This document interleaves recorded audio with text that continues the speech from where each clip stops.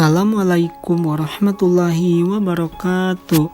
Perkenalkan, nama saya Ahmad Rifadi Zailani dari kelas C5 Manajemen dengan NPM 101211070. Dalam kesempatan kali ini saya akan membahas mengenai Ma'rifatul Rasul. 1. Al-Insan. Manusia merupakan ciptaan Allah Subhanahu wa Ta'ala yang diberikan banyak kelebihan. Ungkapan Al-Quran untuk menunjukkan konsep manusia terdiri atas 3 kategori, yaitu Al-Insan, Al-Basyar, dan Bani Adam. 2. Fitrah. Fitrah pada manusia dapat menilai baik dan buruknya tingkah laku maupun lingkungannya. Fitrah dapat dijadikan sebagai saksi bagi segala perbuatannya. Wujud Khalik. Kewujudan pencipta merupakan sesuatu yang tak dapat diingkari. Manusia pada dasarnya mengakui perkara ini. Ibadatul Khalik. Manusia secara umum mendapat perintah dari Allah Subhanahu wa Ta'ala untuk mengabdi kepadanya. Pengabdian tersebut merupakan hasil atas pengakuan kita kepada Allah Subhanahu wa Ta'ala. Hayatul Mudadhamah merupakan suatu petunjuk dari Allah Subhanahu wa Ta'ala untuk memandu manusia ke arah yang lebih baik. 3. Hidayatul Rasul. Jika hendak mengikuti perintah Allah, maka mesti mengikuti perintah Rasul. Apabila kita perlu mengasihi Allah, maka memerlukan petunjuk dari Rasul.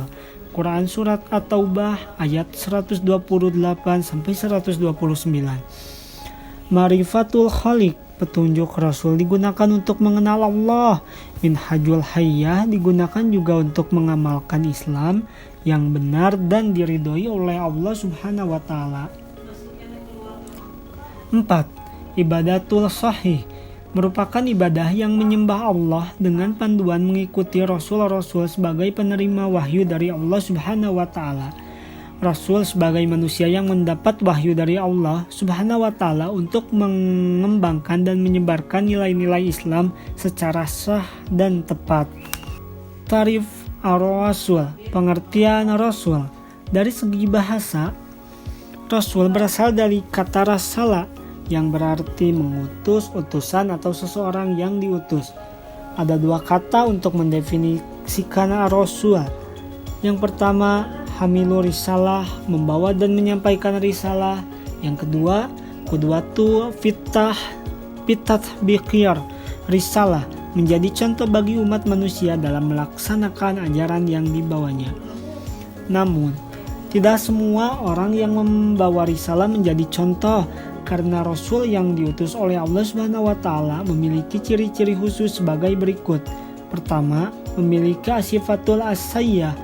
Sifat-sifat asayyah, sidiq, amanah, tabligh, dan fatonah.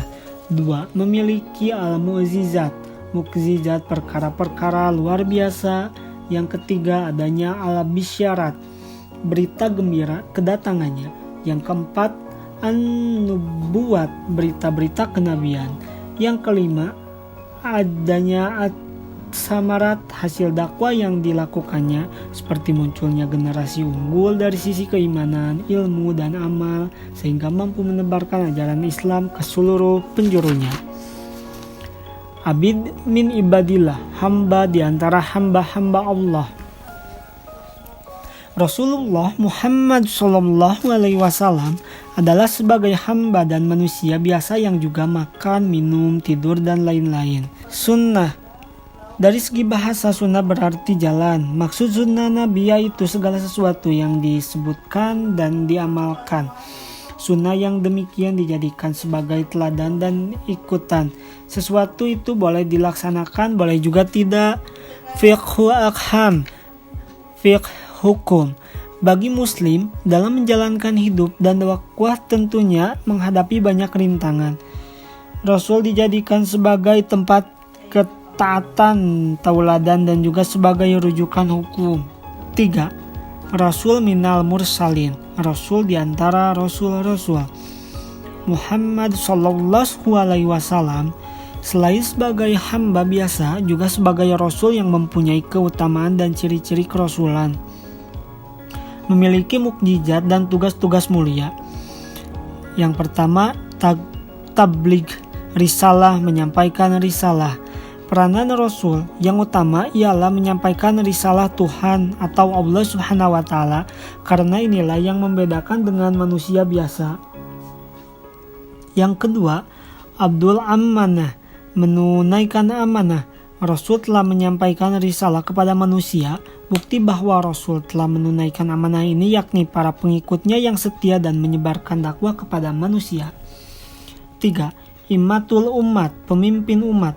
Nabi Muhammad SAW sebagai Rasul juga imam yang bertanggung jawab atas umatnya. Ketika di hari kiamat, hari perhitungan, Nabi mempertanggungjawabkan umatnya. 4. Dakwah nabawiyah, dakwah kenabian. Al-Quran dan juga sirah banyak menjelaskan dakwah Nabi. Dari kedua ini muncul fiqh dakwah yang sesuai dengan realitas, tuntutan keadaan, dan respons tempat. Mengenal Rasul. Sifat-sifat Rasul.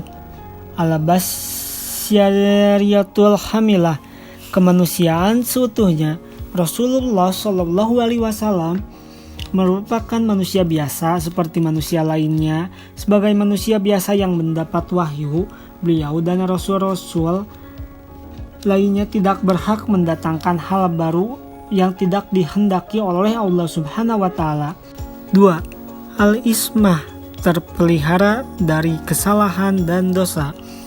Karena memiliki sifat kemanusiaan, maka Rasulullah SAW mungkin pernah berbuat salah atau keliru, tetapi kesalahan itu segera diluruskan oleh Allah Subhanahu wa Ta'ala. Inilah yang disebut ismah, dijaga, dilindungi, dicegah, dan dikendalikan oleh Allah Subhanahu wa Ta'ala sehingga terhindar dari dosa. 3. As-sidqu, jujur. Jujur merupakan sifat utama yang harus dimiliki setiap insan. Rasulullah SAW bersifat jujur. Beliau tidak berdusta tentang apa yang diwahyukan dari Allah kepadanya. 4.